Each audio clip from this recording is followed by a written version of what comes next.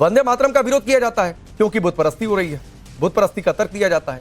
ये टीपू सुल्तान की तस्वीर पर दूध चढ़ाना क्या है? राकेश भाई बहुत धन्यवाद। सभी को मेरा जय हिंद, जय संविधान। और देखिए क्या है, भारतीय जनता पार्टी का इतिहास जो है वो गड़े मुर्दों को उखाड़ने का है और गड़े मुर्दे उखाड़ करके उन गड़े मुर्दों से लड़ने का है। और जिनसे इनको लड़ना चाहिए उनसे ये लड़ नहीं पाते हैं, तो इसीलिए बार बार गड़े मुर्दे उखाड़ते हैं। आपकी डिबेट में मैंने जय हिंद जय संविधान कहा, तो संविधान की जो हमारे 22 चित्र हैं उनमें से 22 चित्र पे टीपू सुल्तान रहमतुल्लाह अलैह की एक पिक्स भी है। वो इस चीज को दर्शाता है और साथ ही साथ रानी लक्ष्मीबाई के भी है।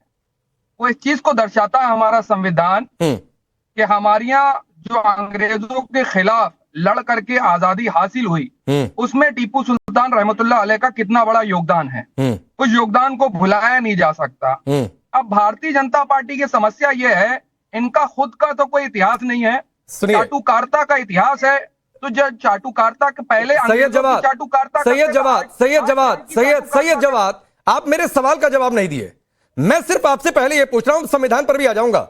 मैं आपसे यह पूछ रहा हूं, बुत परस्ती के नाम पर वंदे मातरम का विरोध किया जाता है, टीपू की तस्वीर पर दूध चढ़ाना क्या है? मैं आपसे इस सवाल का जवाब जानना चाहता हूं, फिर आ जाऊंगा संविधान पर। देखिए और संविधान के हिसाब से ही बात करूंगा। अरे वही बता रहा हूं, संविधान के अंदर चित्र है टीपू सुल्तान। मैं पूछ रहा हूं, जो सवाल का जवाब दीजिए सैयद जवाद। बुत परस्ती के नाम पर वंदे मातरम का विरोध आप कहते हैं कि आस्था के खिलाफ है, हम ना बोलेंगे और ना खड़ा होंगे। मैं सिर्फ ये पूछ रहा हूं, टीपू की तस्वीर पर दूध चढ़ाना क्या है? नहीं, हम तो अपने बुजुर्गों को, अपने बड़ों को, हमारे बाप दादाओं अजदाद को राजी अकीदत पेश करते हैं। दूध चढ़ा करके भी कई जगह पे लोग करते हैं। दूध के ऊपर भी राइट अप हो गया ना, दूध पर राइट नहीं हो गया, चढ़ाने पर राइट हो गया, तस्वीर पर हो गया। तो क्या फिर इससे बुत परस्ती नहीं मानी जाएगी? मैं तो ये आपसे जानना और समझना चाह रहा हूं। बिल्कुल नहीं, बिल्कुल नहीं, बहुत सही, बिल्कुल भी नहीं, बिल्कुल भी नहीं। हमारे इस देश के जितने भी स्वतंत्रता सेनानी हैं, ठीक है, उसमें आरएसएस के लोगों का कोई योगदान नहीं। लेकिन पहले भी अंग्रेजों की चाटुकारिता करते थे, आज डोनाल्ड ट्रंप की चाटुकारिता कर रहे हैं। एप्स्टीन फाइल में नाम आने के बाद से तब से फिर से गले सुनिए ना, एप्स्टीन फाइल पर मत जाइए सैयद जवाद, एप्स्टीन फाइल पर मत जाइए। अब आते हैं संविधान वाली बात पर। संविधान सभा के आखिरी सेशन में डॉक्टर राजेंद्र प्रसाद ने कहा कि राष्ट्रगान और राष्ट्रगीत को बराबर का दर्जा देना चाहिए। संविधान सभा के सभी सदस्यों ने गाया। आप कई मौलाना मुस्लिम समाज के लोगों, क्रांतिकारियों का नाम गिनवा दूंगा जिन्होंने वंदे मातरम का बोला, तब संविधान की बातचीत आपको नहीं याद आ रही है। लेकिन तस्वीर की बातचीत उसी संविधान में राम दरबार की भी है, लेकिन राम दरबार, राम मंदिर का विरोध करेंगे तब संविधान की बातचीत नहीं करेंगे। जवाब सुनिएगा, मजा आ जाएगा आपको, थोड़ा शांतिपूर्वक। मजा लेने देने का शो नहीं है, मजा लेने देने का शो नहीं है, तर्कों पर बातचीत करिए और काटिए तर्कों से। अरे नहीं, बगैर तर्कों के हम बात ही नहीं करते हैं। हमारे तर्क जो है तर्कश में रखे हुए तीर की तरीके से हैं और भारतीय जनता पार्टी पे जाकर के चुपते हैं और उनके चाटुकार लोगों को भी चुपेंगे। अभी देखिएगा कैसे चुपेंगे। वंदे मातरम के अंदर जब वंदे मातरम गाया जा रहा था, बहुत से मुसलमानों ने गाया, कांग्रेस के अंदर गाया चला आता रहा है। लेकिन जब वंदे मातरम कह करके देश की जंग आजादी के अंदर लोग फांसी के फंदे को चूम रहे थे, क्रांतिकारी आंदोलन के अंदर कूद रहे थे, तो ये भाजपा के समर्थक और आरएसएस के लोग क्या कर रहे थे? ठीक।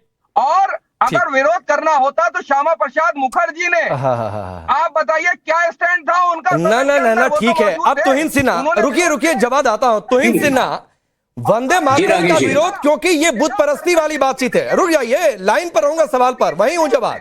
वंदे मातरम का विरोध क्योंकि बुत परस्ती वाला तर्क है। अच्छा, दूध चढ़ा देंगे टीपू सुल्तान की तस्वीर पर, यह बुत परस्ती इसलिए नहीं क्योंकि वो तो पूर्वज थे, अब वो तो क्रांतिकारी थे। नमस्ते राकेश जी, सबको नमस्ते। देखिए, टीपू सुल्तान गजवाए हिंद मानसिकता का प्रतिनिधित्व था भारत में। 3 बड़े नरसंहार को उसने अंजाम दिया था।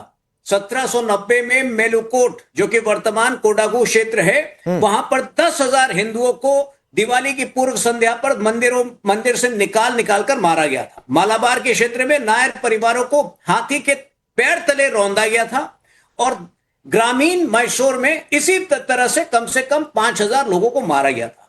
तो भले उसने जीवन में और कई काम किए हो, जो इतने बड़े नरसंहार को अंजाम दे सकता है वो व्यक्ति एक मास मर्डरर है, एक कातिल है। और ऐसे व्यक्ति को जब उस जगह पर उसकी तस्वीर लगाई जाती है जहां बाबा साहब अंबेडकर की तस्वीर होनी चाहिए, तो निश्चित रूप से इन लोगों की मंशा खराब है। ये जिहादी मानसिकता का प्रतिबिंब करते हैं। नहीं, लेकिन मैं इससे आगे की बातचीत कर रहा हूं। मैं जा ही नहीं रहा हूं, अभी तो मैं जा ही नहीं रहा हूं कि एंटी हिंदू क्या इमेज है, क्या क्या किया नरसंहार। लेकिन प्रोफेसर कपिल जी, क्या ये जवाब ने जानबूझकर उस सवाल को स्किप नहीं किया? मैं तो सिर्फ ये जानना चाह रहा हूं, भी एंटी हिंदू था नहीं था, क्या किया नहीं किया, उधर नहीं, लेकिन बुत परस्ती के नाम पर वंदे मातरम का विरोध और उसी बुत परस्ती के नाम पर जस्टिफाई कर दे रहे हैं कि टीपू सुल्तान की तस्वीर पर दूध चढ़ाना ठीक है। राकेश जी, मैं क्या इस पे इतिहास को थोड़ा हिंदू मुस्लिम से ऊपर उठा सकता? देखिए, मैं टीपू सुल्तान को हिंदू मुस्लिम के नजरिए से नहीं देख रहा। मुझे एक बात बताइए, अभी बड़ी बड़ी बात कही गई, सही कही गई कि टीपू अंग्रेजों के खिलाफ लड़ा था, ठीक है। अब मुझे बताइए, टीपू जब अंग्रेजों के खिलाफ लड़ा था तो उसने मदद किससे ली थी? फ्रांसीसियों से मदद ली थी। और उस समय भारत के अंदर अपना कब्जा जमाने के लिए फ्रांसीसी और अंग्रेज ये दोनों आपस में लड़ रहे थे। मतलब क्या कि अगर फ्रांसीसी जीत जाते तो जैसे इधर अंग्रेज जीत गए तो उन्होंने, अंग्रेजों ने भारत पे कब्जा कर लिया, अगर फ्रांसीसी जीत जाते टीपू के साथ तो वो क्या भारत पे कब्जा करते? और इसका मैं एक उदाहरण देके आपसे बात करता हूं। जब आजाद हिंद फौज बनी थी और बोस आ रहे थे जापानी सेना की मदद से भारत पे, तो नेहरू जो है आसाम गए थे और आसाम में भाषण दिया था कि बोस जो है जापानियों की मदद से आ रहा है, ये भारत में जापानी शासन करवा देगा, मैं खुद तलवार लेके बोस से लड़ने जाऊंगा। अब जरा उसी सिद्धांत को जरा टीपू सुल्तान पे लगा दीजिए कि अगर फ्रांसीसी जीत जाते, मैं पूरी तर्क पे बात कर रहा हूं, मैं हिंदू मुस्लिम बात ही नहीं कर रहा इसके, मैं सिर्फ तर्क पे बात कर रहा हूं। इसलिए मैं टीपू सुल्तान को उस दृष्टि से देखता हूं कि ठीक है, बहुत बहादुरी से लड़ा अंग्रेजों के खिलाफ, इसमें कोई दो राय नहीं है, लेकिन फ्रांसीसियों की मदद से लड़ा। और फ्रांसीसी अगर ये जीत जाते तो देश के ऊपर क्या चीज होती, वो एक अलग सवाल उठता है। अब आइए दूसरी बात की, क्यों ये बात संविधान और उसकी करते हैं, मेरा इनसे एक सवाल है। ये कहते हैं कि दीन हमारा जो है वो हमारा देश से ऊपर है। मैंने मान लिया आपकी बात, ठीक है।